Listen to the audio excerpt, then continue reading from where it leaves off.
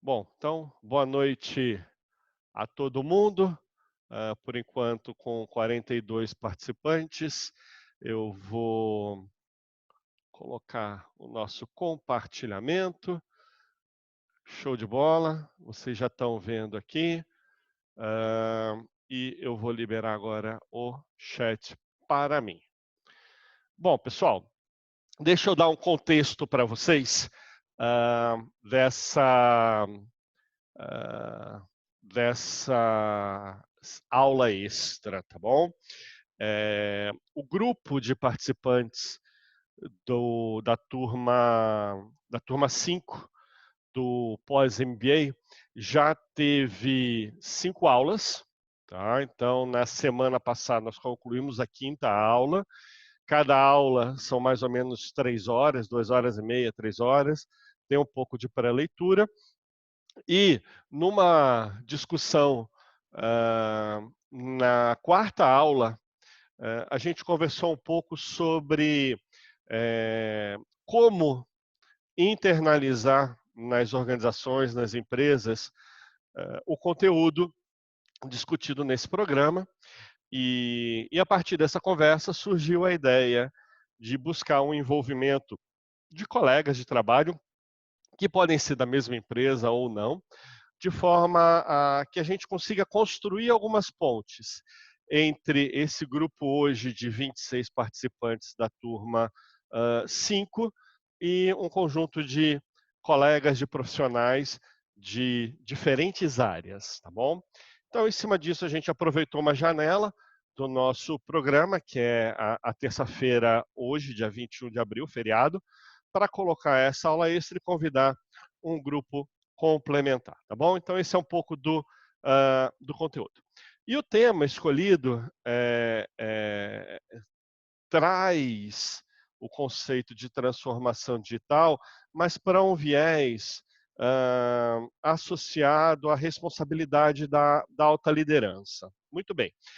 A gente vai construir um raciocínio que, para os participantes do programa, alguns conteúdos já foram compartilhados, outros são novos mesmo para eles, mas de uma forma focada, resumida, para que a gente possa alimentar um bate-papo, um debate, uma discussão que nos ajude aí a entender um pouco o que um presidente, um CEO, o que o seu C-level, né, seus subordinados diretos podem fazer ou como eles podem fazer para encaminhar para dar andamento algumas estratégias ligadas à transformação digital. E a gente vai discutir também um pouquinho sobre o papel do conselho de administração, tá ok?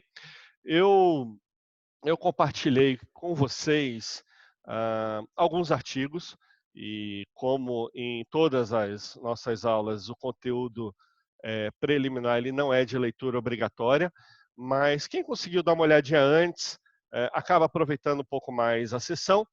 Quem não conseguiu ver antes, recomendo que depois dê uma olhada, acho que vai ser bastante interessante, tá bom? Muito bem. Vamos começar por algo que é senso comum, tá? Aquilo que todos nós vemos, percebemos, muitas vezes nós somos clientes e usuários de alguns modelos de negócio relativamente recente e que nós costumamos chamar de empresas nativas digitais. Muito bem, tem o Airbnb, em que de um lado você tem o hóspede, de outro lado você tem o anfitrião, tem a Uber, que de um lado você vai ter um motorista, do lado um passageiro, iFood, 99 táxi. Esses são modelos de negócio que o senso comum fala, isso é moderno, isso é recente, isso tem a ver com essa tal transformação digital, isso tem a ver com essa tal de indústria 4.0. Muito bem, são modelos que, que são viabilizados através de uma interface, e essa interface é um aplicativo. Inclusive, na última aula, na aula 5 aqui do programa, a gente conversou um pouco sobre o conceito que está por detrás disso, que é o conceito de plataformas digitais. E a gente viu que o aplicativo é uma pequena interface, quase que um detalhe que dentro de um contexto um pouquinho mais amplo, ele chega a ser pouco importante. É fundamental, o modelo de negócio não roda sem o aplicativo, mas o papel estratégico, ele está associado a algumas decisões que quem é usuário do aplicativo sequer percebe. E a gente vai falar um pouquinho disso, tá bom? Bom, o senso comum nos faz perceber negócios como esses 4 e outros como algo ligado a um movimento de transformação digital. Perfeito. Agora, existem outras situações. Existem situações em que as empresas estão aproveitando algumas estratégias para produzir algum tipo de vantagem competitiva. Então, vamos ver alguns exemplos. A John Deere. E aqui, de novo, tem alguns exemplos que, para os alunos do programa, a gente já discutiu, outros que serão novos. Tá? A John Deere tem vários sensores nos seus equipamentos. Enquanto o produto que eles venderam, né, uma plantadeira, uma colheitadeira, está em uso no campo, eles estão capturando dados. Então, está pegando informação sobre qual é a cultura que está sendo trabalhada, a quantas horas ele está em uso, qual a inclinação daquele solo, qual é a localização e quais são as condições climáticas naquele momento, quem é o operador daquele equipamento, a quantas horas ele está operando. E esses dados, eles são organizados, capturados, estruturados, enviados para o time de pesquisa e desenvolvimento. Ah, mas espera aí. O cliente interno da informação não é um cliente externo ao negócio, né? Então, esse time de pesquisa e desenvolvimento trabalha esses dados, não eles, né? Tem um grupo de pessoas com a competência para trabalhar esses dados, mas esse dado vai ser utilizado para quê? Para o desenvolvimento de uma próxima geração de produtos. Mas por que isso? Gente, sempre, todas as estratégias, a gente vai ver isso, tanto de plataformas digitais como de outras situações, que por enquanto ainda está genérico, tem algum objetivo muito claro de vantagem para o negócio. E a gente enxerga algumas dessas dimensões através de um DRE, demonstrativo de resultado, o top line lá de faturamento, margem de contribuição, EBITDA, o resultado líquido, balanço patrimonial, fluxo de caixa. De alguma forma, essas iniciativas vão produzir um impacto positivo numa dessas dimensões. No caso da John Deere, e daqui para frente nessa nossa aula, a gente vai tentar explorar a dimensão do DRE, que é um senso comum para a maioria das pessoas, tá bom? Então, receita, custo de vender, eu tenho uma margem de contribuição, depois algumas despesas intermediárias, aí lá no final tem o lucro líquido, simplificando. No caso específico da John Deere, sim, o time de pesquisa e desenvolvimento é um cliente interno, mas na hora que você tem uma estratégia em que você pode anunciar um produto e diz que esse produto foi desenvolvido a partir de dados capturados em operação, no campo, e só o seu produto teve o desenvolvimento empurrado, né, engatilhar triggers, estimulado por esse tipo de dados, você passa a ter também uma argumentação comercial para precificar o seu produto num outro patamar. Olha, o meu produto é premium, eu tenho uma característica premium aqui. Além de toda a tecnologia e da marca e do valor da marca, papapá, eu tenho uma estratégia de desenvolvimento de mecanismos, peças e partes a partir de dados que só eu sou capaz de capturar, dados no campo. A John Deere foi a primeira a fazer isso. Vamos pegar o segundo exemplo, a Maersk. A Maersk, historicamente, quando chega um container reefer, né, com temperatura controlada, né, refrigerado, congelado, no porto de destino, ele tem que passar por uma manutenção, por uma inspeção, na verdade, eventualmente por uma manutenção, antes de ser liberado para o próximo trânsito marítimo. Muito bem, numa estratégia global, sensores colocados em determinadas peças e partes desses equipamentos transmitem sinais, alimentam o modelo que permite fazer uma predição da probabilidade do container ter um problema mecânico, elétrico, nas próximas horas, e chega a fazer uma recomendação. Olha, eu recomendo que você faça a inspeção desse reefer, porque tem uma boa probabilidade dele apresentar algum problema no próximo trânsito marítimo. Ou, eventualmente, ele vai fazer a seguinte recomendação: não, você não precisa pegar o seu time de manutenção e fazer inspeção nesse equipamento na próxima parada que ele vai fazer. Você já pode pegar esse equipamento, os dados que a gente tem capturado e rodando no nosso modelo, é um modelo de aprendizagem de máquina, que ele vai sendo aprimorado aos poucos, à medida que ele captura cada vez mais dados, né? Esse modelo falou assim: olha, os sinais nos mostram que esse equipamento está muito bem. Ele tranquilamente vai operar mais 8, 12, 15, 20 dias, 50 dias, ou com risco baixíssimo de ter qualquer problema mecânico, tá? Problema mecânico, problema elétrico, enfim. De tal forma que, para essa companhia, ela passa a ter alguns ganhos complementares. Primeiro, o time de manutenção diminui. O custo de manutenção cai bastante, porque mesmo quando tem que fazer, o evento passa a ter um prazo muito mais curto, é uma ação cirúrgica.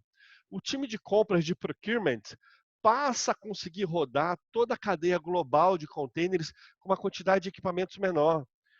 Se o tempo médio de um equipamento parado no porto diminui, quer dizer que com menos equipamentos eu faço a minha demanda ser atendida.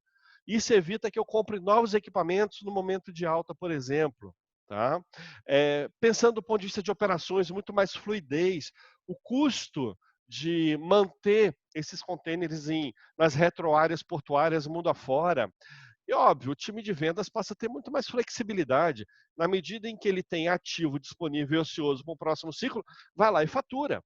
Então, permite faturar melhor, faturar mais rápido, melhorar o fluxo de caixa, reduzir o custo da operação, reduzir o custo de manutenção da operação. Ah, tá bom, mas é uma estratégia de IoT.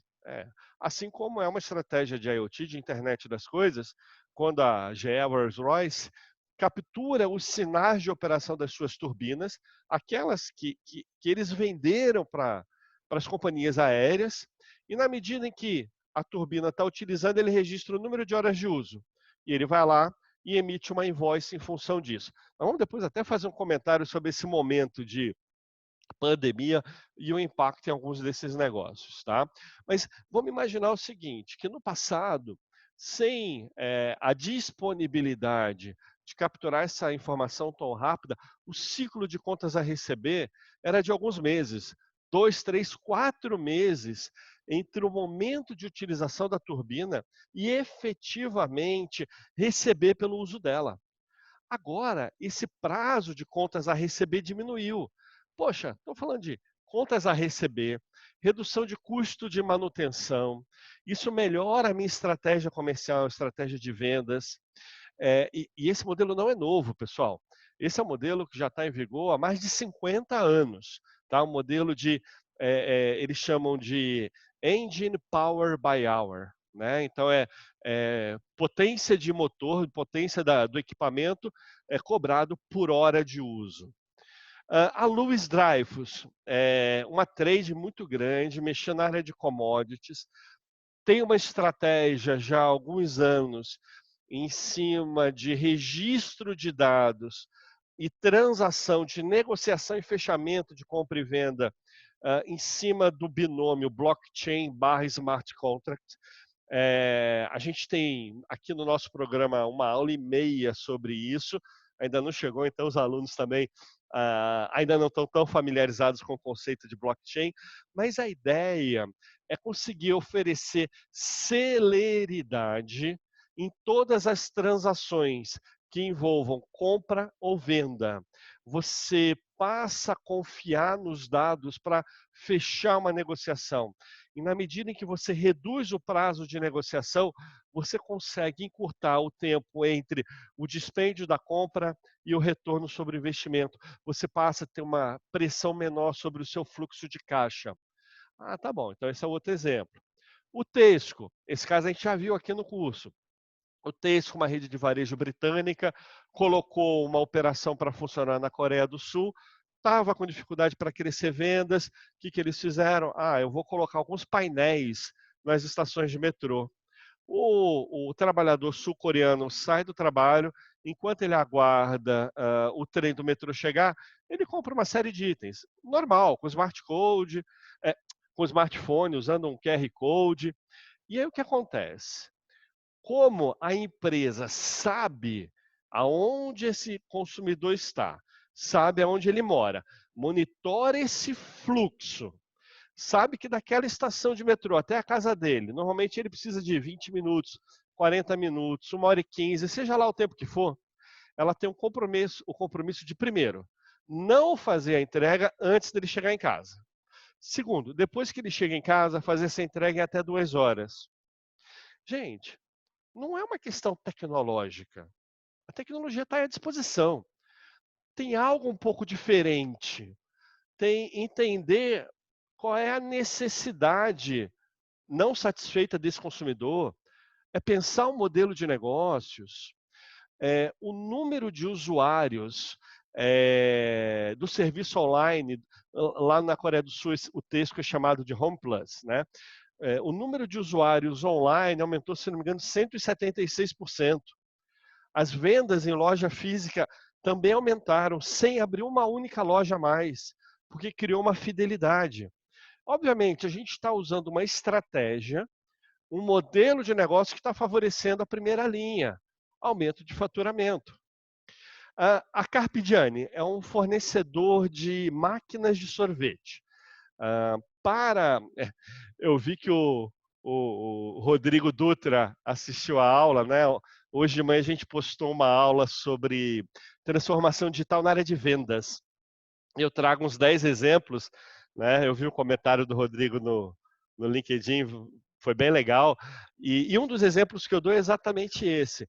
A Carpigiani ela tem um parque instalado de mais de 8.000 máquinas, 300 modelos diferentes, e eles conseguem monitorar, através de uma central na Itália, vários sinais de cada um desses 8.000 equipamentos instalados, e de tal forma que ele consiga, por exemplo, identificar o início de um mau funcionamento.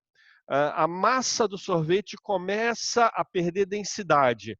Olha, daqui a pouco o dono daquele estabelecimento não vai conseguir mais vender sorvete. Ele já capturou o sinal e muitas vezes um sistema autônomo atua de forma a fazer a correção eletroeletrônica daquele equipamento, sem que ninguém sequer saiba. Imagina, primeiro que você evita que o equipamento pare. E segundo, quando esses sinais já sinalizam para uma falha iminente, aciona a equipe de manutenção. De tal forma que, muitas vezes, a equipe de manutenção está chegando no estabelecimento antes do equipamento ter parado de vez. Falando, não, mas peraí, eu não chamei ninguém. O equipamento está funcionando, ele está funcionando, mas ele logo, logo vai parar de funcionar. Deixa a gente fazer a intervenção. De tal forma que, por um lado, o custo de manutenção reduz bastante, porque uma série dessas iniciativas são feitas de maneira remota. Por outro lado, você garante o faturamento, você não tem a interrupção, nenhuma ruptura na prestação de serviços. Existem outros exemplos que a gente vai estar olhando aqui, mas lembrando, pessoal, tem sempre os casos de sucesso, tem sempre um paralelo com DRE, com fluxo de caixa, com balanço patrimonial. Isso quando não entram outros indicadores importantes, como market share, share of mind. Muito bem. E aí, então, o que todos esses exemplos têm em comum? Tanto as empresas nativas digitais, como essas outras que são negócios tradicionais. Aqui, e o ponto importante é, transformação digital não é só sobre o próximo unicórnio. Transformação digital não é sobre ser exponencial. Na grande maioria das empresas, transformação digital é sobre como sobreviver. É sobre como manter a competitividade e continuar no mercado. É sobre como reagir de forma, mesmo diminuindo de tamanho, continuar com um grau de relevância. Então, a gente associa muito o conceito de transformação digital a algo exponencial, global, unicórnio, nativas digitais, quando existem várias situações, eu diria que a maioria delas, sendo aplicadas no dia a dia por empresas tradicionais. Ainda assim, existe algo em comum em todas elas, que é o seguinte: uma proposta de valor assertiva. É ser preciso, é ser assertivo na escolha do que esse modelo de negócio está oferecendo. E o que está por detrás disso, pessoal? O ponto-chave é a capacidade de satisfazer uma necessidade não atendida. Então, tem um ciclo virtuoso em que, ao oferecer, e eu já vou explicar um pouquinho melhor essa proposta de valor, ao oferecer essa proposta de valor, a gente satisfaz uma necessidade não atendida que pode ser de um cliente interno. A gente falou aqui que é o time de vendas, é o time de manutenção, é o time de pesquisa e desenvolvimento, é o meu CFO. Existe um cliente em Sorocaba, que lá naquela empresa, uma empresa grande, lá quem liderou as primeiras iniciativas de transformação digital foi o CFO, foi o diretor financeiro. Então, a gente vai falar um pouquinho sobre isso na hora que entrar no papel da alta liderança. Então, cliente interno, também pode ser o cliente externo, tá? E muitas vezes ele vai satisfazer uma necessidade não atendida do mercado consumidor. E esse mercado consumidor vai se transformar em cliente. Então, muitas vezes, o que aconteceu com o Airbnb? 70% dos usuários do Airbnb não utilizavam o serviço de hospedagem, estavam fora do mercado. Então, foi um modelo de negócio que atingiu o mercado consumidor para trazê-lo para entrar no jogo. Muito bem. Dentro disso, um ponto importantíssimo é a questão da necessidade não atendida. Essa necessidade não atendida, como é que a gente sabe o que tem que oferecer? O que é uma proposta de valor que vai ser relevante? Aí entram alguns conceitos que a gente está começando a ver aqui no programa, a gente já tateou com uma ou duas aulas, a gente vai aprofundar. São conceitos ligados à jornada do cliente, à jornada do consumidor. Dentro dessa jornada existem alguns micromomentos, e dentro desses micromomentos existem os touch points. Então, só para dar um exemplo rápido, a rede de móveis IKEA, que é uma rede global, ela fazendo pesquisa de mercado no mundo inteiro, percebeu que o seu cliente médio estava envelhecendo. Então, eles basicamente estruturavam os seus tipos de cliente, o que a gente chama de targeting. Faziam o seu targeting olhando para jovens profissionais, famílias jovens, viajantes e aposentados. 4 grandes subgrupos. E o que eles perceberam? Que os viajantes e os aposentados mais ou menos continuavam com o mesmo perfil no mundo inteiro. Mas os jovens profissionais e as famílias jovens estavam cada vez mais diminuindo, reduzindo participação no share de vendas do seu negócio. Qual foi o diagnóstico de uma área de marketing, de uma área de vendas, diagnóstico contratado a partir de estudos com empresas externas?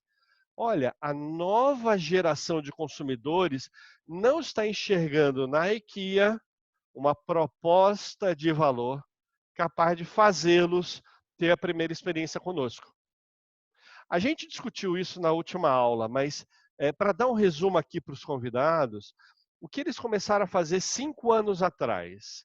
Começaram a registrar todos os eventos, desde a compra da semente certificada, as condições de plantio, a forma como as famílias que trabalham nos terrenos onde a madeira deles é cultivada, o processo de transporte controlando a pegada de carbono, os processos de fábrica que alimentam o reuso de vários recursos, a madeira, a água, a energia elétrica, de tal forma a associar a história do produto em termos de sustentabilidade ambiental, responsabilidade social, ao produto final vendido. para que no produto final vendido, o consumidor pudesse acessar esse histórico, fazer esse tracking. Toda essa base de dados armazenada na forma de blockchain. Os líderes desse processo lá na IKEA, 4, 5 anos atrás, foram fazer um primeiro programa de blockchain na Universidade de Oxford, na Inglaterra, e eles tratam isso de uma forma super sigilosa. Então, gente, por mais que lá na frente a gente tenha uma adoção de tecnologia, o processo começa numa outra ponta, tentando identificar quem é o consumidor, quais são os meus subgrupos de consumo, o que eles querem, o que precisa ser satisfeito, e eu preciso levar uma proposta para essa turma. Muito bem, essa proposta ela vai ser levada através de um modelo de negócios compatível. Esse modelo ele pode acontecer de diferentes formas. Ele pode ter um alcance corporativo. Por exemplo, no início do ano passado, o McDonald's fez uma aquisição de uma empresa de Israel por 300 milhões de dólares, uma empresa especializada em aplicações de inteligência artificial para o B2C, em diferentes segmentos, com experiência em diferentes países. Foi um processo aprovado pelo Conselho de Administração, pelo Board Global do McDonald's. E é um board que foi sendo preparado para essa decisão ao longo de 4 ou 5 anos. Esse é um case aí que a gente já bateu um papo aqui na turma. Então, é algo corporativo. É uma decisão de aquisição global que está atrelado ao redesenho de várias experiências do McDonald's. O eat-in, que é a compra lá dentro, é o takeaway, quando você leva para casa, é o drive-thru e, especialmente, o delivery. Pode ter uma estratégia corporativa como a da Coca-Cola, onde o modelo de negócio começou muito forte com marketing digital. Então, mesmo no Brasil, a liderança de transformação digital da Coca-Cola do Brasil, ela acontece através do departamento de marketing digital, de uma área de marketing digital. Então, quando a gente começa a ver aquelas várias imagens de ursinho, né? Tem a imagem do urso pai com os filhos, da dona ursa com a filhinha, do casal. Já há alguns anos a Coca-Cola usa essa estratégia para associar preferências individuais. É uma estratégia corporativa, uma estratégia global, apesar de ter um viés focado em torno do conceito de marketing. O McDonald's é uma estratégia mais ampla. Coca-Cola começou com marketing, ainda assim corporativo. Ou a gente pode ter um viés mais departamental. A Danone conduziu um projeto de aplicação de aprendizagem de máquina para predição de demanda que envolveu o time de demanda, o time de FP&A, né, o planejamento financeiro, controladoria e mais uma área, se não me engano foi produção. Foram 4 áreas que atuaram em conjunto, mas vocês estão percebendo que aqui já não é mais um approach, uma aproximação corporativa, foi uma escolha dentro de um departamento. E ela pode ser bem específica. Por exemplo, a Luxótica, que tem uma taxa de introdução de novos produtos muito grande, trouxe toda uma estratégia de embarque de inteligência artificial para ajudá-los na predição, vamos dizer assim, que é o forecast do lançamento, dos volumes associados ao lançamento de novos produtos. Então, quando a gente pensa num business model compatível, a gente pode ter desde uma abordagem corporativa global até algo que vai redesenhar atividades e processos de um determinado departamento. Tá bom? Muito bem. Agora, para que isso funcione, para que o seu modelo de negócios funcione, é fundamental uma estratégia de dados. E aqui é um pulo do gato. A eficiência dessa estratégia de dados como arcabouço para rodar o seu modelo de negócio, que vai levar uma proposta de valor, ela é fundamental para que a gente tenha informações corretas, trabalhadas da maneira correta, para que a gente tome as decisões adequadas, para que a gente possa fazer com que o resultado lá do DRE, do balanço patrimonial, do fluxo de caixa melhore. Então, a habilidade da gente administrar dados, fontes de dados e uso de dados é fundamental. E, de novo, é o ser humano por detrás disso, é a inteligência no planejamento. Na nossa última aula, a gente começou a tocar nesse assunto e que vai ser explorado um pouquinho mais para frente. Muito bem. A gente tem uma estratégia de dados eficiente, a gente sabe quais são os dados que a gente quer pegar, por quê, como a gente vai pegar, como eles vão ser tratados, como eles vão ser trabalhados. Muito bem. Aí chega o momento, Aí deixa eu fazer uma ponte interessante. Esse exemplo eu dei na última aula. Ah, várias empresas estão no mercado nas últimas semanas com iniciativas em resposta à pandemia. Perfeito. Eh, uma dessas iniciativas é a da Heineken, que é uma iniciativa muito interessante, em que ele criou uma plataforma digital. Lembra que eu falei ali no iniciozinho da aula, plataforma digital? Criou uma plataforma digital que permite que bares, pequeno varejo, se cadastrem, consumidores se cadastrem e que esses consumidores eles paguem pelo chopp, pela bebida, para consumir depois. Isso vai ajudar no fluxo de caixa desses estabelecimentos comerciais e, curioso, qualquer estabelecimento comercial pode aderir ao programa, mesmo que não venda os produtos da Heineken, mesmo que venda os produtos concorrentes. Em outras palavras, o que a Heineken fez aqui? Ela construiu uma plataforma digital. Mas, gente, essa plataforma digital é um modelo de negócios? Até é. Só que mais do que isso, é uma estratégia de captura de dados. Pela primeira vez, em larga escala, a Heineken vai conseguir ter acesso ao cadastro de uma série de pequenos varejos no Brasil inteiro, sem qualquer restrição geográfica. E lembrando, não apenas os seus clientes atuais, não aquele B2B que já está cadastrado que ele vende, mas também ao mercado consumidor potencial. Aqueles estabelecimentos comerciais que, por exemplo, têm suprimento atendido pelos concorrentes da Heineken. Ele vai ter visibilidade de tudo isso. Uma vez que essa crise tenha sido superada, ele vai ter uma estratégia de relacionamento como nunca antes eles tiveram. Ou seja, mais do que um modelo de negócio, é um modelo de negócios estruturado numa estratégia de dados com o objetivo de potencializar o quê? Perdão, potencializar o aumento da base, a diversificação da base de clientes e aumentar o faturamento. Se, por um lado, a demanda média em vários pontos de venda vai diminuir, por outro lado, talvez eles consigam entrar com novos pontos de venda. Não é para desqualificar a iniciativa da empresa, de jeito nenhum. O ponto é, a iniciativa da empresa, além de buscar uma solução que auxilia, que alivia o fluxo de caixa de vários pequenos comerciantes, é também uma estratégia de dados que vai permitir que o seu negócio seja alavancado ali na frente. Então, pessoal, transformação digital tem sempre a ver com uma estratégia de dados que permite algum ganho para o negócio. Tá? E aí, por final, o quarto grande elemento é a tecnologia. A tecnologia ela vem como habilitador. O processo não começa com a tecnologia, o processo termina com a tecnologia. Ele começa identificando uma necessidade não satisfeita, uma necessidade que se força, e essa necessidade não satisfeita pode ser uma tomada de decisão. Pode ser uma tomada de decisão para se chegar no número, por exemplo, tem várias empresas que conduzem planejamento de vendas e operações que define o número, que vai ser um gatilho para o financeiro, que vai ser um gatilho para produção, que vai ser um gatilho para compras, para importação. Espera aí, eu quero um processo que me permita uma melhor tomada de decisão na SNOP.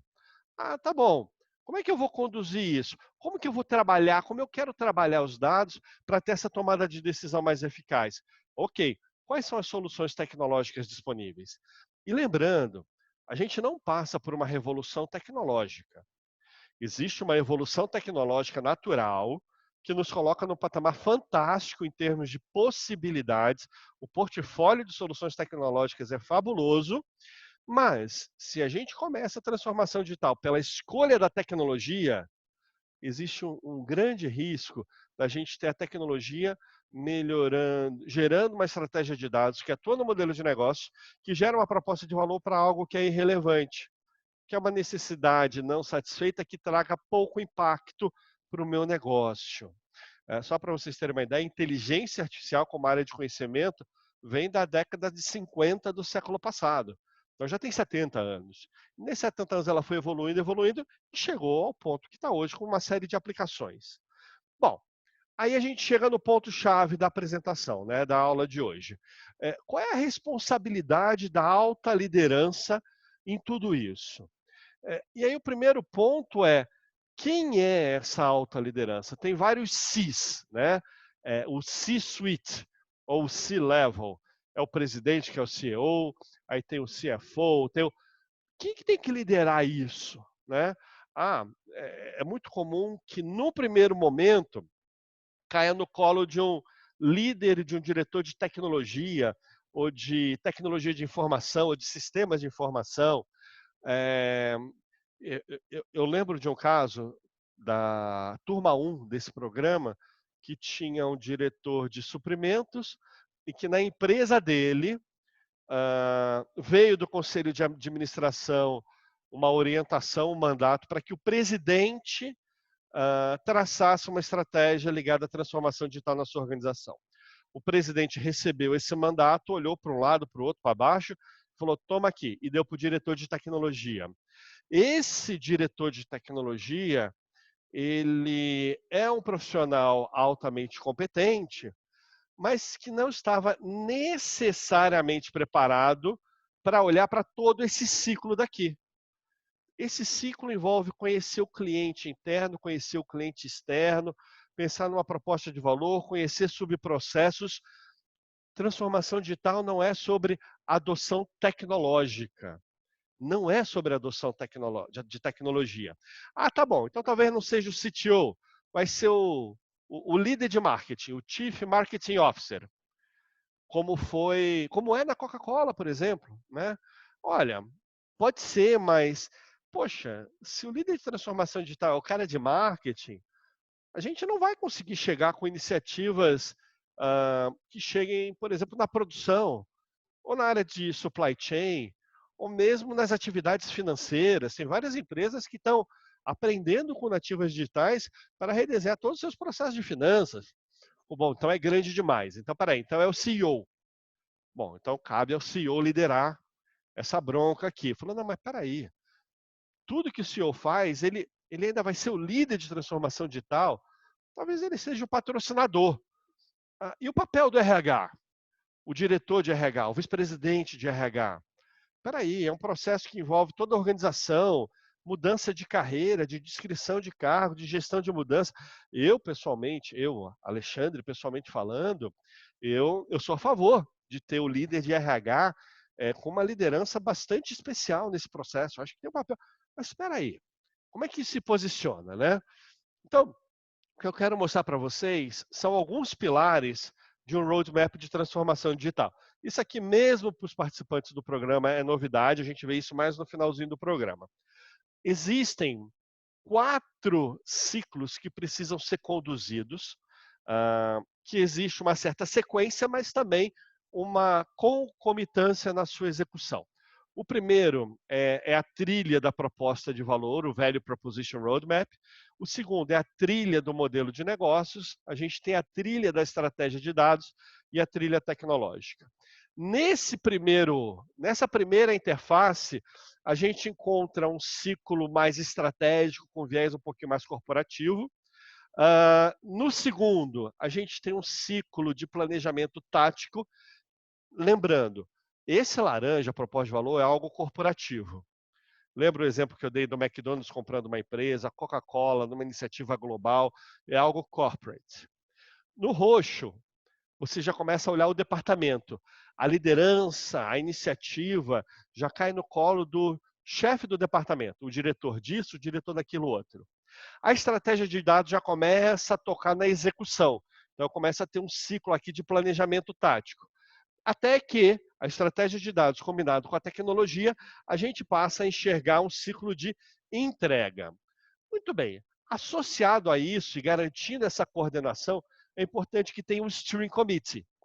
Ele é que vai conduzir e administrar todo esse ecossistema de gestão de mudanças.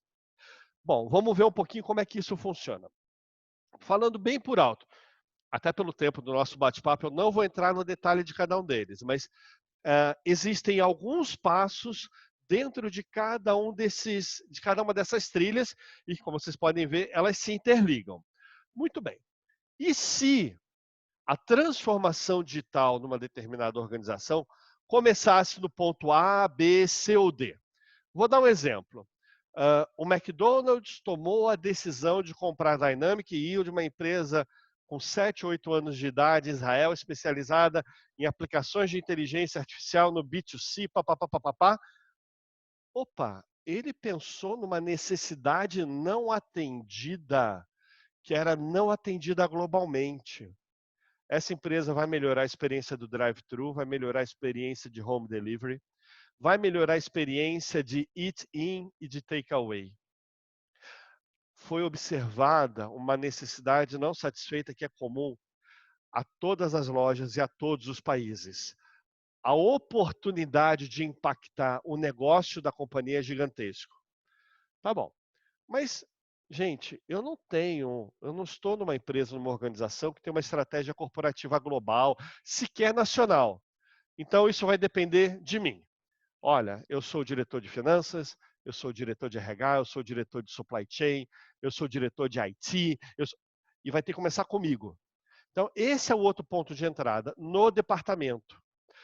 Vou dar um exemplo. Teve um diretor de RH de uma empresa de alimentos aqui no Brasil que começou a entender os seus processos. E ele falou: olha, eu preciso conduzir isso aqui com menos erro, com mais celeridade. Ele adotou uma série de estratégias, principalmente voltada ao que chama de RPA, automação robótica de processos, e que as funções de recursos humanos no departamento de recursos humanos deixaram de ser tocados por 70 colaboradores e passaram a ser tocados por 40 colaboradores. Foi uma iniciativa que começou no departamento de RH. Como a outra empresa que eu comentei de Sorocaba, começou no departamento de finanças. Como numa outra empresa, aqui no Brasil, a Coca-Cola. A Coca-Cola tem uma iniciativa muito sólida associada ao marketing B2C, é muito forte, de transformação digital. Mas o diretor da área de supply chain no seu departamento, envolvendo fábricas de vários envasadores, está mobilizando para começar, dentro dos departamentos de supply chain dos diferentes envasadores. Tá bom, é o segundo viés de entrada. Um terceiro, e aí já começa a ficar capenga. Olha, eu vou começar a transformação digital por iniciativas que me permitam o uso de dados aos quais eu já tenho acesso. Ou seja, eu estou limitado pelo acesso a dados atuais, seja eles quais forem, não interessa quanto tempo ou como está vindo, e eu vou bolar uma maneira de usar esses dados. Vocês estão percebendo que aqui não existe uma necessidade não satisfeita que foi o gatilho do processo? Eu estou começando de trás para frente? Já que eu tenho esses dados, deixa eu ver como que o melhor uso dos dados pode favorecer algum cliente interno ou alguma iniciativa externa. Pode até funcionar, mas o risco de dar errado cresce bastante. E mais, dentro da estratégia de dados, com certeza vai existir um esforço gigantesco num pedacinho que a gente chama de mineração de dados, que é a preparação para que esses dados possam de fato ser utilizados. Porque quando eles começaram a ser capturados, eles começaram a ser capturados de uma forma que não previa um uso posterior, por exemplo, com alguma ferramenta aí de inteligência artificial. E existe um quarto ponto, que também é um ponto muito frágil, que é quando a gente começa pela escolha da tecnologia. Eu recebi um mandato da transformação digital e ao invés de eu buscar uma dor muito forte, seja corporativa, global, nacional, regional, seja uma dor muito importante de um departamento, eu falo assim, olha, eu não sei exatamente qual é a dor de cada área, de cada departamento, a dor do país, do meu cliente interno e externo, eu vou adotar realidade aumentada. Eu vou adotar impressão 3D. Eu vou adotar RPA. Espera aí. Existem soluções tecnológicas fantásticas. mas elas precisam ter um match com o quê? Com o benefício para o negócio. Aconteceu numa empresa que a estratégia de transformação digital, entre aspas, foi comprar não vou falar o nome, mas uma ferramenta de visualização de dados que usa inteligência artificial e colocar essa ferramenta à disposição de vários departamentos simultaneamente. Isso foi a transformação digital, a adoção da solução. E colocou em todos os departamentos. E como essa ferramenta permite uma personalização da análise de dados, de construção de gráficos, de formulação de alguns indicadores, depois de uns poucos meses, diferentes departamentos, stakeholders de um mesmo processo, enxergavam para esse processo através de indicadores distintos e deixaram de se conversar. E, gente, o responsável pela transformação digital nessa empresa, que adotou essa solução, começando por esse canto, ele foi mandado embora. Muito bem. Existem 4 caminhos. O ideal é que a gente comece numa visão corporativa ou numa análise de proposta de valor dentro de um departamento. Não começar pelos dados disponíveis e não começar pela seleção a priori de uma tecnologia. Muito bem.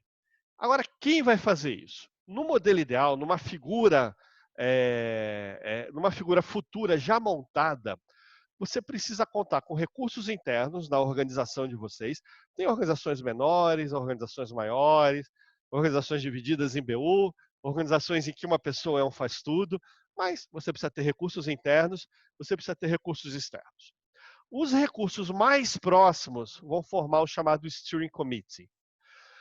Recursos que não estarão necessariamente tomando as primeiras decisões, mas são fundamentais para o sucesso, eles vão ser chamados de Engagement Team, times de engajamento. Além do Steering Committee, além do Engagement Team, a gente vai ter um grupo que vão ser os seguidores. Esses seguidores podem ser envolvidos de diferentes formas, tá? De uma maneira mais ativa ou de uma maneira bastante passiva, tudo bem? Bom, tem uma faixa importante que precisa estar qualificado, estar preparado. Existe aqui um grupo de alunos que está se qualificando, está se tornando skilled. Essa qualificação pode acontecer de várias formas, tá? Ela não é homogênea, depende do papel exercido por cada um nesse processo. Existe dentro desse grupo de skilled, de qualificados, de preparados, o que a gente chama de coração. É quem traz a cultura, quem traz a mensagem, é o bastião da transformação digital, que normalmente vai ser um líder corporativo, o Chief Digital Transformation Officer, o Chief Digital Officer. Nem todas as empresas têm essa posição. Muitas vezes essa posição está sendo criada, associada a um departamento. Então, aí aparece o conceito dos olhos. O que a gente tem os olhos? A gente tem o líder do departamento. O diretor de finanças, o diretor de controladoria, o diretor de RH, ele é um líder setorial. Em algumas organizações que não contam com o líder corporativo de transformação digital, começam a haver algumas figuras que exercem esse papel no departamento. Além do líder setorial, existe uma liderança selecionada, que normalmente é uma gerência sênior, mais fortalecida, bem próxima desses diretores. Além disso, tem a voz. São estruturas na organização que não vão necessariamente tocar o projeto, mas são fortes influenciadores, são formadores de opinião, como membros do conselho de administração, o C-Level, a média gerência como um todo. Tá? Tem as mãos, como por exemplo os IT Business Partners, e aqui o conceito de mão não tem nenhum sinal pejorativo, mão de obra braçal, operacional, não é nada disso. O conceito de mão é quem domina a fundo a habilidade técnica, e que pode ser um recurso interno, pode ser um recurso externo também. Mas normalmente o domínio daquele roadmap de tecnologia fica bastante a cargo desse grupo daqui. Lembrando que aonde está skilled tem um papel estratégico fundamental. E tem as pernas, aí sim, são os seguidores, aqueles que acompanham. É lógico que na camada externa, né, de recursos externos, pode ter uma figura como um conselheiro independente, alguém que ajude na orientação desse processo, Pode ter a figura de um early adopter, alguém que vive historicamente nesse mundo digital. Pode ter uma voz tradicional, que eventualmente vai ser um membro até do conselho de administração, né? Você tem ainda no grupo de engagement fornecedores e clientes chaves. Hoje é um processo que, por exemplo, a Coca-Cola aqui no Brasil está começando. Eles já fizeram uma primeira onda interna, esse ano vai ter uma segunda onda, e já estão pensando a melhor forma de envolver os seus fornecedores chaves nesse processo. Tá? E é lógico que a gente conta ainda também com outros fornecedores e outros clientes. Então, esse é o grande painel. Nesse painel, normalmente a gente vai enxergar o líder corporativo de transformação digital como responsável pela trilha da proposta de valor, ou a trilha do business model, lembra que é o que eu comentei que vai acontecer já dentro do departamento. Está muito associado ao líder setorial, que é ao chefe do departamento, às vezes um vice-presidente, às vezes um diretor. A estratégia de dados está associado, sim, a esse diretor, mas normalmente ele já começa a envolver um time de gerência sênior e aqui começa o engajamento do IT Business Partner, porque ele precisa entender qual é o modelo de negócio, qual é a estratégia de dados, para que lá na frente a gente pense na trilha de tecnologia. Então é aqui onde entra a trilha tecnológica. Tá? Não é um formato padrão. Eu conduzi um exercício sobre isso para um grupo de 30 executivos. Eles se organizaram em 5 ou 6 times e cada um deles trabalhou no portfólio de projetos. E a composição do time que conduziria a trilha do business model, a trilha da estratégia de dados e a trilha de tecnologia foram times completamente diferentes, tanto em áreas funcionais como em estrutura hierárquica. Muito bem, mas existe uma transição, pessoal. E nessa transição a gente tem que lidar com a estrutura organizacional legada, o que está lá. E está lá um conjunto de funções tradicionais. Eu tenho lá a minha estrutura, né, um departamento de supply chain, manufatura, marketing, vendas, engenharia, todos os departamentos tradicionais, procurement, recursos humanos, projetos, IT, está todo mundo lá. E que ao longo dos anos formaram as carreiras, a posição júnior, a posição de primeira liderança, gerência, diretoria, tudo bem. Aí, de repente, nas boas práticas de transformação digital, alguém fala assim, olha, mas eu preciso ter um departamento de transformação digital. É uma área de serviço compartilhado, um shared service, que eu vou ter toda uma estrutura também do nível júnior até... Pessoal, isso praticamente não existe. Eu não conheço nenhuma empresa com essa estrutura organizada. Um departamento de transformação digital como serviço compartilhado que dê apoio a todos os outros departamentos. Mas Alexandre, não é difícil. A gente já pensou em estrutura shared service de compras, de supply chain, mesmo de marketing. Poderia, mas o fato é que ainda não houve o tempo necessário para que se amadureça essa trilha de carreira. Um diretor desse departamento, peraí, quem é que está há 10, 15 anos nessa área para ser diretor dessa área? Diretor com essa responsabilidade que olha para aquele ciclo, lembra? Necessidade não satisfeita, proposta de valor, modelo de negócios, estratégia de dados, soluções tecnológicas, tudo integrado, targeting de consumidor, integração de EBITDA. Quem é que construiu carreira em torno dessas habilidades e dessas competências? Isso não existe ainda. Então, o que a maioria das empresas está fazendo? Está bolando uma estratégia de migração. E essa migração de uma carreira tradicional para funções que abraçam os desafios da transformação digital, ele é mais motivante, mais desafiador, perdão, mais interessante, por exemplo, para quem está na primeira metade da carreira, quem está numa primeira liderança, para quem está numa primeira liderança, para quem está no nível gerencial, mas a partir de um ponto ela traz muitos riscos. Frequentemente, uma estratégia de transformação digital será construída sem a entrega de tangíveis indicadores que se percebam, por exemplo, no DRE ou no fluxo de caixa durante 1 ou 2 anos. E como é que a gente pega a estrutura de remuneração de um diretor e fala: olha, meu amigo, você tem 1 ou 2 anos pela frente para pensar, para planejar, para plantar, e eu só espero de você resultado daqui a 2 anos, 2 anos fiscais. Como é que fica isso? A organização está preparada para isso? O diretor que sabe exatamente o que ele tem que entregar naquele ano fiscal, naquele quarter, naquele mês, e sabe que se fizer essas entregas vai ter a participação de resultados, 13º, quarto, quinto, sei lá o que seja, ele está confortável naquele ambiente. Ele vai se dispor a migrar para uma função em que toda a entrega é intangível, e que o plano de entregas pode ser só um plano de trabalho para o ano seguinte. Tem uma empresa, eu moro em Campinas, tem uma empresa aqui próxima, em Paulínia, um grande laboratório farmacêutico, e que montou uma estrutura de transformação digital e que deu como missão para um time, que é um aqui no Brasil e mais 4 no mundo, que ao final de 12 meses eles montariam um plano para 2 anos.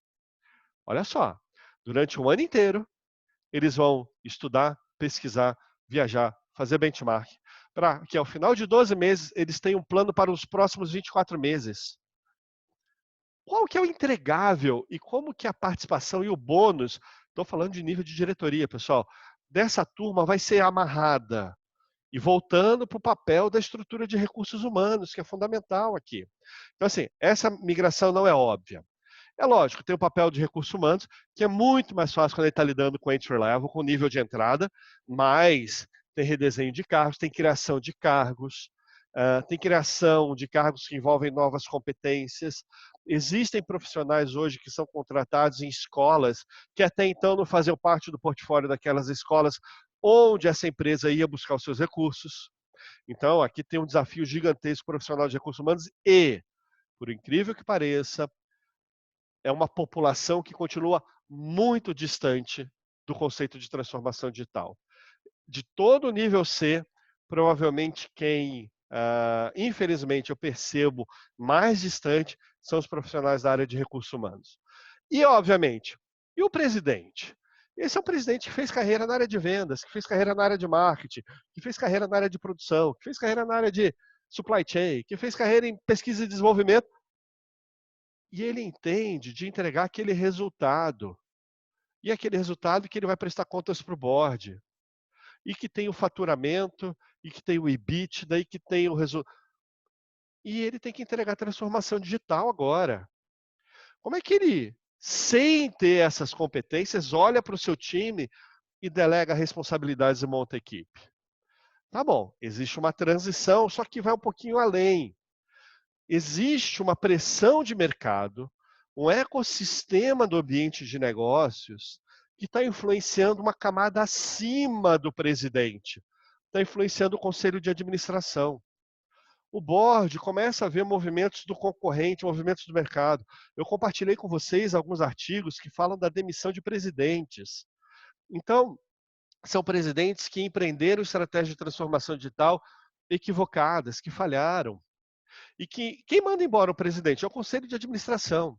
E existem algumas estruturas do conselho de administração, que são os comitês, o comitê de estratégia, o comitê de risco, o comitê de inovação, e a pauta da transformação digital está cada vez mais influente nesses comitês. Muitas vezes o presidente, o CEO, faz parte de um ou mais desses comitês, é normal. Mas na medida em que o conselho de administração seja oxigenado, normalmente é uma estrutura tradicional, pessoas mais velhas, normalmente são homens brancos acima de 60, 65 anos de idade. É uma estrutura muito homogênea. Na medida que ele seja oxigenado, como foi no caso do McDonald's, um case que a gente já estudou em classe, como foi no caso da GE, é um case que a gente ainda vai ver no curso. A GE passa por um downsize, né, usando uma palavra lá dos anos 80 e 90, gigantesco. Ao mesmo tempo, investiu e lançou uma unidade de negócio, que é a unidade de impressoras industriais 3D. Né? Então, a GE é Additive. Espera aí, isso foi aleatório? Não, houve uma recomposição do conselho de administração da GE nos últimos anos. trazendo pessoas ligadas à tecnologia, trazendo pessoas ligadas a empresas de relacionamento B2C, inclusive B2C no ambiente que a gente chama de omnichannel, que são todas essas interações de compra e venda que a gente encontra no varejo integrado. Então, essa pressão é top-down. Num primeiro momento, a gente ainda fala assim: ah, foi o diretor que não fez o seu trabalho. Mas daqui a pouco, não é o diretor que não fez o trabalho, é o presidente que não indicou adequadamente quem deveria fazer. E aonde eu acho que vai chegar esse processo, o time de recursos humanos não preparou adequadamente o presidente e o diretor responsável pela transformação digital. Por isso que falhou. Em algum momento, a estrutura de recursos humanos vai se tornar accountable pela liderança do processo de transformação digital. Encerrando aqui, pessoal, pegando alguns pontos. A contribuição dos profissionais vai ser um pouco diferente. As estruturas tendem a ficar cada vez mais enxutas e, como consequência, quem fica tem uma expertise maior. Quem fica tem acesso rapidamente à informação de qualidade e espera-se dela tomada de decisão. Então, a expertise é importante. E essa tomada de decisão necessariamente está atrelado ao impacto que perpassa diferentes aspectos da empresa. Então, a visão do business também é muito importante. É menos a pessoa técnica e mais o tomador de decisão que enxerga o impacto na organização como um todo. Para que ele enxergue o impacto na organização como um todo, é muito importante. Já vou responder aqui as perguntas que já estão sendo colocadas. Para entender o impacto da organização como um todo, é importante que você veja também como que as tecnologias estão sendo embarcadas. Então, uma percepção dos atributos tecnológicos é fundamental. E, ponto-chave, conhecimento dos hábitos do consumidor, do cliente interno, do cliente externo. Então, esse ecossistema digital que envolve comportamento do consumidor, da concorrência, conceitos de inovação, de saber trabalhar estratégias de dados e como transformar dados em algo que dê valor para a sua organização. Tá? Então, são algumas características do profissional que vai ficar. Antes de eu seguir, deixa eu endereçar aqui duas questões. Carrijo, na sua visão, com os atuais acontecimentos da Covid-19, a tendência é realmente a empresa acelerar a transformação digital, considerando a competitividade, o desemprego em alta, provável endividamento. Tá bom, já entendi o contexto aqui. Rentabilidade. Bom, Rodrigo, eu vou responder a sua pergunta no final, tá? Ela é bem importante. Deixa eu concluir, eu volto para ela. Ela é chave aqui, já tomei aqui nota da sua pergunta. Miguel, convidado da Jade, legal. Nosso caso é fácil identificar a estratégia da nossa empresa aliada aos pilares que você apresentou. A mensagem de transformação digital é crítica para a nossa estratégia, foi muito bem difundida. Contudo, se por um lado isso garantiu um nível de suporte excepcional, por outro, gerou ansiedade em querer mostrar iniciativas digitais. Como percebe isso ocorrendo nas organizações? Então, tá bom. Ansiedade. Já vou responder. Miguel, me dá um minutinho aqui, tá bom? Muito bem, pessoal. Então, essas novas oportunidades, novos perfis, o que traz? Aqui já meio um encerramento da minha fala e a gente entra aqui no bate-papo. Algumas funções, elas vão surgir, alguns empregos vão ser criados, ponto, legal. Mas essas novas oportunidades, elas virão com um novo job description e alguns profissionais vão se adaptar, outros não. Tudo bem. Dentro dessa linha, muitos empregos vão desaparecer em todas as funções, em todos os setores da empresa, em todos os setores da economia, diferentes níveis hierárquicos. Em termos de quantidade, o maior impacto está na base da pirâmide, nas funções de execução. Agora, do ponto de vista qualitativo, o maior impacto está nas funções de diretoria e gerenciais. É como se o job description da alta liderança mudasse e mudasse profundamente, o que se espera um pouco diferente. Vai haver uma forte oxigenação do C-Level, com alto percentual de trocas, média e alta gerência vão ter algumas oportunidades, mas vão ser poucas, né? Vão ser boas oportunidades e poucas. E essa transição já começou em algumas empresas. É um processo em que a adequação de quem conseguiu chegar lá em cima não vai ser uma adequação necessariamente fácil. Existem profissionais que chegaram a cargos de diretoria e vice-presidência que vão ter a flexibilidade e agilidade para se adaptar, mas claramente é um tipo de função, um nível de função em que todos os estudos, né, Fórum Econômico Mundial, algumas grandes consultorias sinalizam para essa troca. E para não parecer que a gente fala assim, vão ser criadas novas funções, a gente faz um exercício que eu acho bastante interessante e que produz uma reflexão grande também. No final de cada uma das nossas aulas, eu trago a descrição de cargo de um emprego do futuro. Aí eu falei E aí, como é que a gente olha para esse gráfico, pessoal? Na vertical, mais baixo, menos dependência da tecnologia, mais alto, maior dependência da tecnologia. E na horizontal, quanto mais à direita, mais para o futuro está no horizonte aí de mais ou menos 10 anos, tá bom? Então, a gente tem aqui o Walker Talker, tem o gerente de equipe homem-máquina, que foi o primeiro, tem o detetive de dados, tem o Cyber City Analyst. Eu confesso que quando a gente discutiu isso na aula 4, eu enxerguei o meu filho fazendo isso. Teve, na última aula, que provocou uma reflexão ética muito interessante também, o Genetic Diversity Officer. Então, e aí são 15, 20 aulas, 15, 16 aulas, né? Cada aula a gente vai trazer a discussão sobre um job description do futuro. Então, sim, existem funções a serem criadas e uma boa parte vai ser ocupada por quem já está no mercado de trabalho, uma outra parte vai ser ocupada por quem ainda é jovem o bastante e não faz parte do mercado de trabalho. Então, a gente tem que saber que isso faz parte. Mensagem final, né? Tem um ditado chinês que eu quase gosto, que ele fala assim, espere o melhor, né? Prepare-se para o pior e aceite o que vier. Eu não gosto desse pedacinho final, e aí tem uma frase de um palestrante, um coach americano chamado Zig Ziglar. Ele fala assim, espere o melhor, prepare-se para o pior e capitalize, né, o que vier.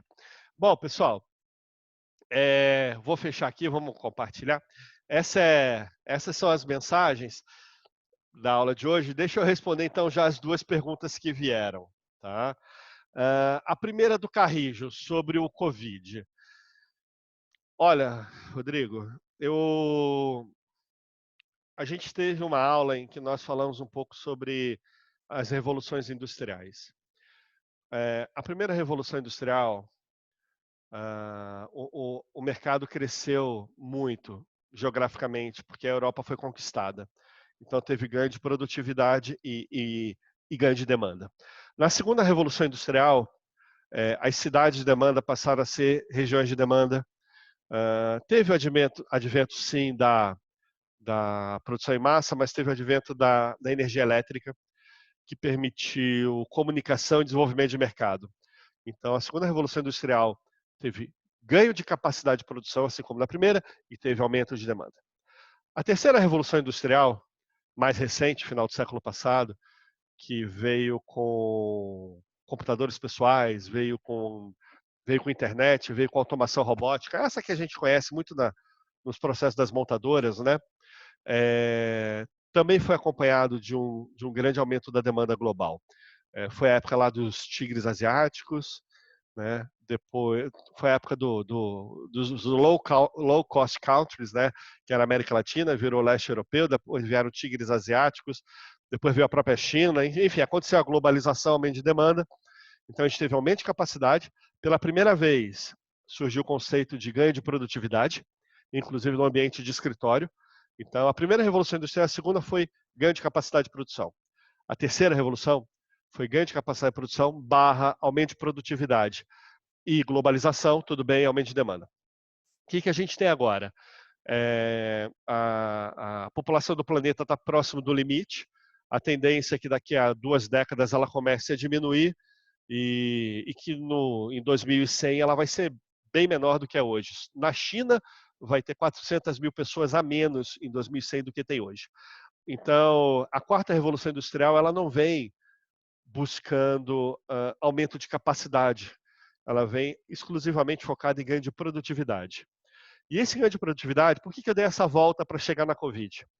Esse ganho de produtividade, normalmente, ela fala assim, poxa, a economia está boa, está crescendo, eu vou produzir mais com o que eu tenho. Né? O meu recurso atual vai ser administrado de tal forma para que eu possa produzir cada vez mais. Legal. Mas numa situação intermediária, em que a economia está um pouco estagnada, o ganho de produtividade tem a ver. Como é que eu atendo essa economia estagnada cada vez com menos recursos? Eu já quero diminuir recurso.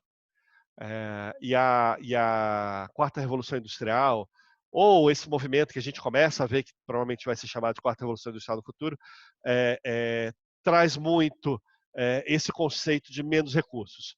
A gente fala muito sobre reduzir mão de obra, reduzir equipamento, um equipamento que opera de forma autônoma, enfim. Só que aí vem a Covid e traz um terceiro efeito. Esse é um efeito bastante curioso. Ele fala o seguinte, como é que eu vou ter ainda menos recursos para produzir ainda menos, né? E existem várias soluções tecnológicas que dependem do mindset adequado que podem ser úteis. Tem um outro viés, que aí complementando, que é o tempo da retomada. Existem 5 possíveis tipos de impacto para o negócio. Tem empresas que estão vendendo mais, são poucas, né? Então estão vendendo bastante. Tem empresas que estão vendendo mais e continuarão vendendo mais, legal. Tem empresas que estão vendendo mais, mas é um pico, é uma oscilação. Varejo online está vendendo muito mais, eu vi 40%. Depende um pouco, essa análise tem que ser estratificada, mas tudo bem. Mas vamos lá, o número de transações online, varejo online aumentou, mas aumentou e vai diminuir. Vai diminuir, porque olha, hoje eu estou comprando batata pela internet. Você me desculpa, eu espero chegar a um ponto em que eu não tenho que comprar batata pela internet. Então, é um ponto em que você sobe mais baixo e estabiliza. Tá bom. Só que aí vem os outros perfis. O pessoal chama perfil em V, onde a retomada acontece em 3 meses. E esse perfil, os setores que devem ter alguma retomada em 3, 4 meses, o máximo que está acontecendo é uma adoção de tecnologia. É algo temporário, é um mal necessário. Não é tempo suficiente para ter uma mudança de mindset. Não há uma aculturação, não há um processo de amadurecimento que permita que top-down a liderança perceba a necessidade de redesenhar seus processos. Então, se nos comitês de crise a percepção de impacto é de curto prazo, 3, 4, 5 meses, o máximo que a gente tem é uma adoção de tecnologia, que é vista como um mal necessário e que vai ficar para trás daqui a pouco. Só que tem o perfil IU. Esse perfil IU, que é o mais provável em muitos setores da economia, ele considera uma retomada em vários trimestres ou em alguns anos. E se fala muito em 2 anos, de 2 a 3 anos. Aí você começa a enxergar um tempo de retorno muito interessante para várias estratégias ligadas à transformação digital. Então, alguns comitês de crise foram montados para reagir ao curto prazo e já existem organizações que estão criando o comitê de crise do pós-pandemia. E esses comitês de crise que trabalham com o horizonte de alguns trimestres ou de alguns poucos anos começam a olhar para a transformação digital como uma estratégia viável. E só para não deixar faltando, tem o perfil em L, que é aquele que eu nunca mais vou retomar o padrão anterior. E não precisa ser nada chocante. A gente associa, às vezes, o perfil em L a uma queda de 20, 30, 50% na demanda. Não, pode ser uma queda de 8%, de 10%. E isso vai ser suficiente para provocar um desequilíbrio operacional e para provocar um desequilíbrio financeiro nas organizações. Então, quando a gente pensa no tempo de retorno, o ROI da transformação digital passa a ter importâncias relativas diferentes. pergunta que tinha vindo aqui do... pessoal, vou fazer o seguinte, está pipocando um monte de pergunta, eu vou abrir o áudio geral. O que eu vou pedir para vocês? Quem não estiver fazendo pergunta, fecha o áudio para não gerar aquela microfonia, tá bom? Então eu dei um mute. Meu Deus. Então vamos lá. Deixa eu voltar aqui. Ansiedade, Miguel. Eu acho que essa ansiedade é alta. O processo de transformação digital é um processo de change management que envolve educação, envolve redesenho de processo. Agora, isso precisa ser alinhado nas fases iniciais. Você comentou, tem uma organização que tem uma estrutura bacana, que comprou a ideia, mas espera aí, se comprou a ideia da maneira adequada, ela comprou a ideia entendendo que existe um retorno sobre o investimento previsto num certo horizonte de tempo e que não é uma iniciativa imediatista, tá? Então, aí precisa ver quem que comprou a ideia e como. Se é realmente top-down, as empresas que estão trabalhando top-down, elas estão trabalhando com horizonte aí de 1 a 2 anos no seu pipeline, tá bom? Jean Soares. Possui estrutura menos hierárquica, tem mais autonomia, menos... Como você vê isso no processo de transformação digital? Olha, Jean, sobre a estrutura organizacional. Primeiro, sinceramente, eu não acredito que tenha a estrutura certa e a estrutura errada. Se você tem uma estrutura... Vou dar um exemplo aqui que me veio à cabeça de uma montadora tradicional. E não é do meu xará Alexandre que está aqui, tá? Foi uma outra montadora em que um grupo de analistas participou da primeira turma nossa, 4 ou 5. E acabou o programa, esses analistas fizeram uma apresentação interna para o diretor de supply chain para a América do Sul. Então eram 4 analistas da área de supply chain lá. E um tempo depois eu estava com esse executivo, conversando com ele, e ele me falou assim, poxa, Alexandre, eu esperava mais do que eles me falaram. Eles me trouxeram, fizeram um programa, né, um pós-MBA e tal, e me trouxeram uma série de sugestões que pontualmente atacavam trechos de processos do dia a dia. Não me vieram com nada estratégico. Aí eu falei com esse executivo, falei, olha, fulano, você é o diretor para supply chain, né, executivo, tem diretor que se reporta para você, tem gerente sênior, tem outro gerente, tem coordenador, você me mandou 4 analistas. Esses são profissionais fantásticos, são muito bons, né? Mas a visão que eles têm é de processo. Eles nunca foram expostos a decisões que envolvem diferentes departamentos, a decisões de negócio, decisões financeiras, a decisões que impactam o market share, relacionamento de prazo com fornecedores. Existem alguns diretores fazendo o programa. Então, aí ele falou, poxa, então eu deveria fazer esse programa? Eu falei, olha, não sei se deveria ou não, mas se você fizesse, com as mesmas informações, você teria uma outra visão das possibilidades. Então, se você tem uma estrutura muito verticalizada e quem está acima nessa estrutura está com o mindset adequado, eu acho que isso é muito bom. Agora, se você tem uma estrutura horizontal, com muito mais autonomia, e essas pessoas, no seu grau de liberdade, têm diferentes momentos de entendimento do que é transformação digital, não vai gerar a energia necessária para a transformação. Então, tanto uma estrutura verticalizada pode ser positiva ou negativa, como uma estrutura mais pulverizada.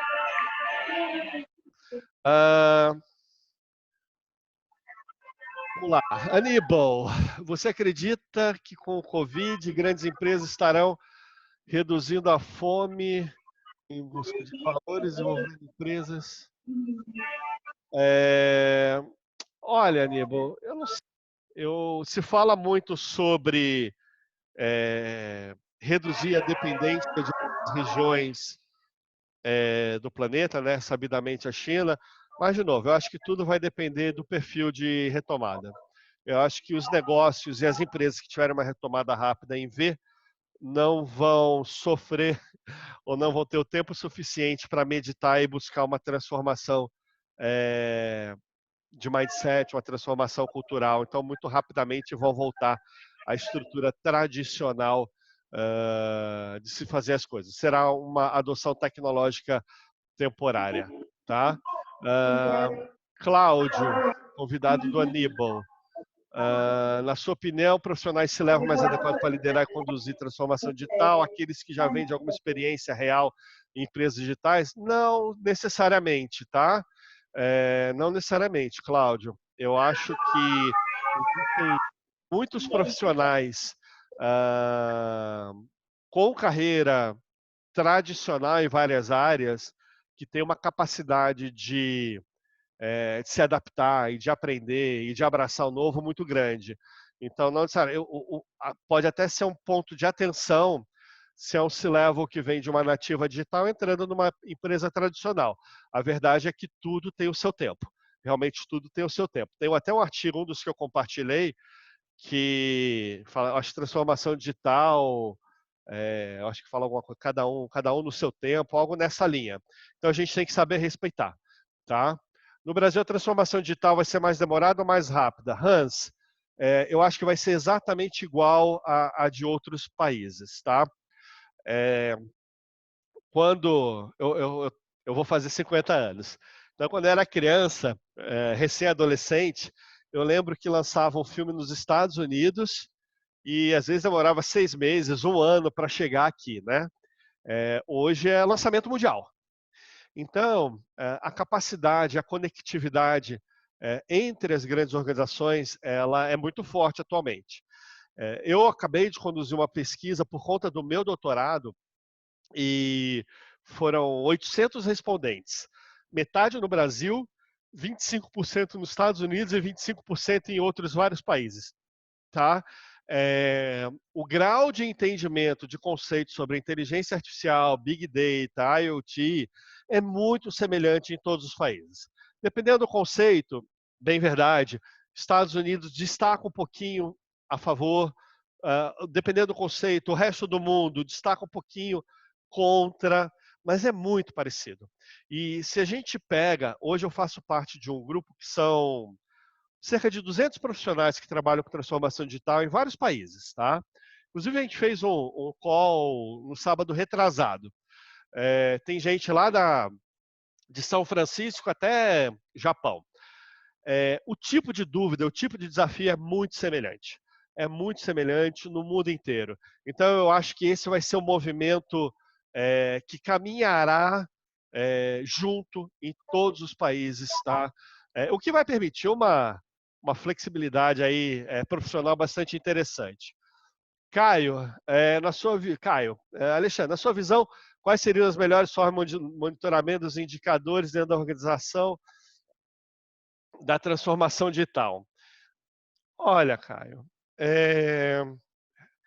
tem um exercício que a gente acaba fazendo, seja numa empresa, ou seja, os alunos aqui do pós-MBA vão fazer, que é o pensar no retorno do investimento.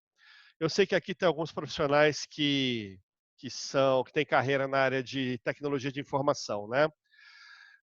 Muitas vezes um projeto de IT ele tem ganhos que são intangíveis. Olha, eu vou comprar uma consultoria, eu vou comprar uma solução técnica, eu vou comprar uma licença, eu vou comprar um curso para treinar e eu sei que eu vou ter determinados benefícios para recuperar todo esse investimento. Esse benefício ele vai ser medido de que maneira? Eliminação de retrabalho, velocidade para executar uma tarefa, ou vai ser uma visibilidade do meu cenário de tal forma que eu possa tomar uma decisão lá na área de vendas. Se uma estratégia de transformação digital e que eu consigo controlar relativamente bem o lado do investimento, o quanto eu estou gastando. Vai me dar uma contrapartida que é uma melhor estratégia de pricing.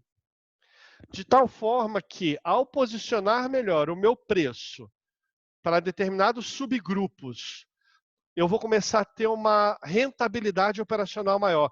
Mas o meu negócio é tão difuso, a influência da rentabilidade vem de tantas áreas. Será que eu vou ter realmente os mecanismos para construir um muro em torno desse projeto e aferir na minha organização quais são os ganhos na margem de contribuição que vem especificamente desse projeto? Muitas vezes a gente não consegue fazer isso. E aí, a argumentação para ver se o business case e o ROI desse projeto para de pé, ele passa por um pouco de fé, de crença naquela estratégia. Só quem está com a caneta talvez seja o CEO ou mesmo o conselho de administração, o board. E aí, para que o board ou o presidente tenha fé, que ele creia que vai haver o retorno sobre o investimento na forma de uma maior margem de contribuição, mesmo que a gente não consiga medir e controlar especificamente isso, ele precisa ter um mindset adequado para perceber esse valor. Por isso que eu digo que por isso que a transformação digital deve ser um processo top-down, porque só assim os grandes projetos relevantes conseguem espaço dentro das organizações, tá? Renata, quais os erros mais comuns que as empresas cometem quando iniciam um processo ou planejam fazer uma transformação? Renata, essa é bem fácil, tá? É começar pela escolha de uma solução tecnológica. Qual é um caminho recorrente? De alguma maneira, cai no colo do presidente da organização, do CEO, a necessidade de implantar uma estratégia de transformação digital. Pelo desconhecimento desse CEO, lembra que ele tem que ser skilled, né? Estava lá no diagrama que a gente viu. Pelo desconhecimento, ele vai associar transformação digital à adoção de tecnologia. Ele vai esquecer que o importante é fazer um targeting dos seus clientes internos e externos, identificar o que eles precisam, o que seria a proposta de valor. Ele não vai levar em consideração a necessidade de redesenhar processos ou modelos de negócio. E ele vai falar, bom, eu preciso escolher tecnologia, porque eu vou virar para o board e falar, estamos adotando essa tecnologia. Então, naturalmente, por equívoco do CEO, ele vai direcionar isso para quem? Para um líder de tecnologia, um CIO, um CITO, o que seja, o CIO. Esse cara, recebendo o mandato do presidente, fala, olha, aí aquela ansiedade que foi colocada pelo Miguel do curto prazismo, vai falar assim, olha, me coloca alguma coisa para rodar aí, porque eu tenho que prestar conta para o board.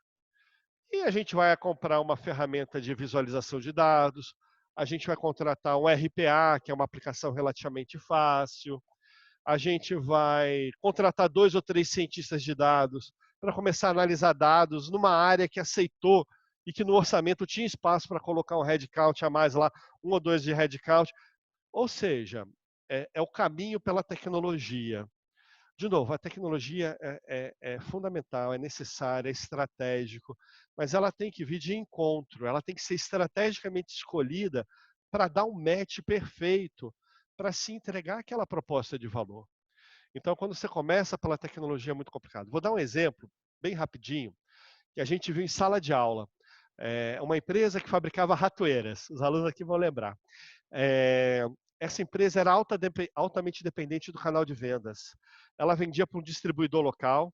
Esse distribuidor local anunciava no marketplace do Walmart nos Estados Unidos, de tal forma que toda a estratégia de pricing, de divulgação, era feita pelo marketplace do Walmart. Não tinha nenhum vínculo entre o fabricante da ratoeira. Ratoeira bacana, eletrônica e tal, com sensor. Pá. Quando prende lá o bichinho, manda no aplicativo que o animal está preso, tudo mais. Tudo bem. Mas esse fabricante não tinha nenhum contato com o consumidor final. E ela começou uma estratégia de transformação digital, uma plataforma digital para construir um relacionamento. No meio do caminho, ela conseguiu encaixar um serviço de de coleta, de recolhimento dos animais, fechou parceria com empresas de controle de praga pelos Estados Unidos, para que essas empresas fossem lá para fazer a retirada do animal capturado. Opa, é um serviço adicional a mais. Eu ganhei dinheiro vendendo a ratoeira, mas eu ganhei dinheiro com esse serviço.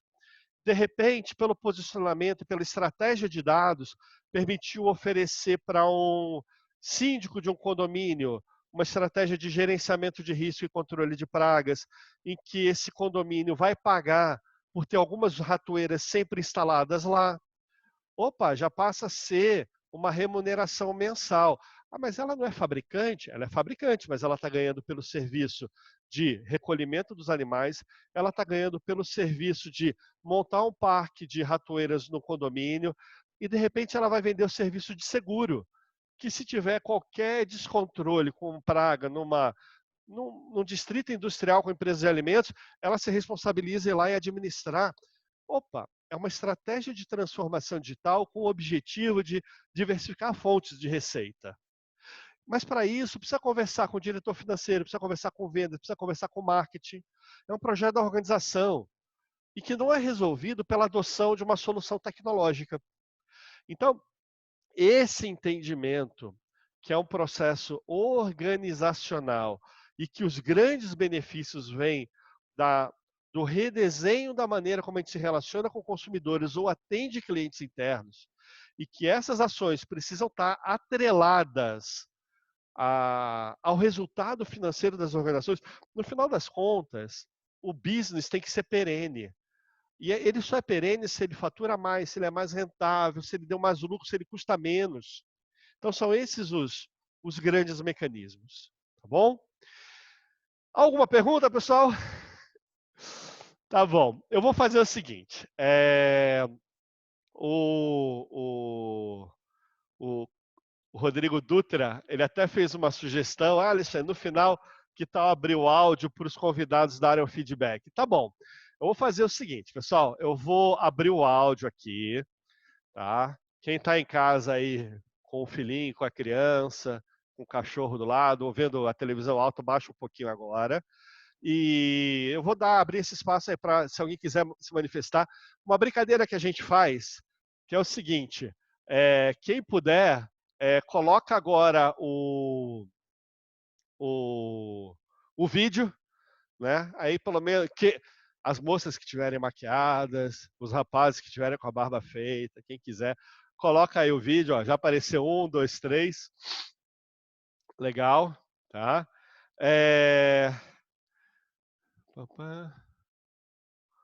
Joia. Bom, eu abri aqui o áudio. Se tiver alguém que quiser fazer algum comentário, pode fazer, a gente fica aberto, eu dou aqui 1 ou 2 minutinhos.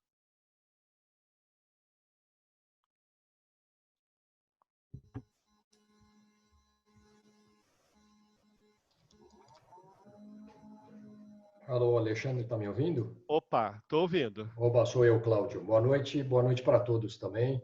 Eu queria deixar o meu comentário, sim, fiquei muito bem impressionado com essa aula, né? Na verdade, eu recebi um input de informações super interessante, super positivo, gostei bastante, já vou colocar em prática algumas aí, mas eu achei a aula de alto nível, estou muito satisfeito, queria agradecer a oportunidade para o Aníbal, que me convidou, e para você, Alexandre, que com excelência aí deu aí um banho de conhecimento aí. E obrigado pela turma aí também, parabéns, eu acho que o curso está excelente, valeu, obrigado. Legal, legal, legal. Aníbal, parabéns aí pelo convidado, hein? Tá bom. Pessoal, opa, ó, apareceu a carinha aqui do Hans agora. Tudo bem? Boa noite. Oi, boa noite. Muito bom, Alexandre. Achei uma apresentação excelente. Fui convidado também pela Júlia Romero, e que ela, e junto com a Jade, né, são as nossas experimentadoras digitais lá na Lanxess. E achei que foi uma apresentação muito bacana, deu um bom overview. Eu sou mais ou menos assim o digital driver lá na Lanxess, né, fomentando também as experiências digitais, e é interessante que você falou uma coisa muito importante, que é a questão de ter um problema, né? Eu preciso resolver o problema do meu cliente ou de uma área interna, e muitas vezes isso nós não olhamos tanto, né? Nós olhamos, quero uma nova tecnologia, quero algo que seja bonito, mas não penso se isso realmente vai trazer um valor agregado lá na frente. E esse ponto que você colocou aqui, achei muito interessante. E outra coisa que eu queria perguntar, se a gente vai poder ter essa sua apresentação disponível. Sim, eu vou. Normalmente eu disponibilizo o material da aula antes, mas hoje, excepcionalmente, eu terminei de montar agora à tarde. Mas a gente vai colocar lá na sala de aula virtual dos alunos, e aí as meninas encaminham para vocês. As meninas Valantes encaminham Legal. para você. Alexandre, Oi, Aníbal. parabéns aí. O assunto ele vai longe, né? Eu acho que 1h30 dá para, acho que ter uma ideia, mas a coisa é muito grande. E eu estou vendo o seguinte, que a abrangência disso é muito grande. Então, às vezes, pequenas empresas ou autônomos ou até empresas de outros setores, não de origem da onde eu vim, da onde você também veio, e até outros profissionais, né, a origem, mas assim, tem muita coisa que possa ser utilizável assim em empresas de serviço, empresas que prestam, são pequenas empresas, mas que podem fazer muita diferença, né? Aníbal, esse é um ponto super importante. No material que eu compartilhei com vocês, tem um artigo que é curtinho. Até no LinkedIn a imagem dele é do Tom Jerry. Né? Fiquei sabendo hoje que o diretor aí que criou o Tom Jerry faleceu, né? E fala assim, transformação digital só para as grandes, alguma coisa assim. Exatamente provocando esse raciocínio. Como eu comentei no início da apresentação, nós naturalmente associamos transformação digital a grandes empresas digitais, nativas digitais, unicórnios que crescem exponencialmente, globalmente, todo aquele glamour, né? Mas que na prática, a adoção de soluções ligadas à transformação digital tem muito a ver com a sobrevivência dos negócios, com o ganho de produtividade, com a melhora de uma margem de contribuição. Muitas são empresas tradicionais desafiadas por empresas novas com modelos digitais, e essas empresas desafiadas precisam passar por uma transformação digital também, às vezes para diminuir de tamanho e se manter no mercado. Não é só o lado do glamour, do global, do unicórnio que existe. E aí quando você pega empresas de médio porte, de pequeno porte, eu estava vendo hoje um caso, né, por conta aí da pandemia, vários varejos fecharam as portas, e contou a história de uma loja de varejo que já há 2 anos, a dona é só uma loja, vestidos para mulher, já há 2 anos estimulava o relacionamento digital com as suas consumidoras, de diferentes formas, inclusive com o processo de compra e venda. E que para ela isso mudou muito pouco. O fato dela estar fechada impactou pouco, porque ela já tinha experiência no relacionamento digital com o consumidor. E ela conseguiu sobreviver. Talvez algumas empresas tenham tempo para fazer isso, mas o ponto é assim, a maioria do varejo não tem fluxo de caixa para 2 meses. Então a gente precisa ver o que vai acontecer.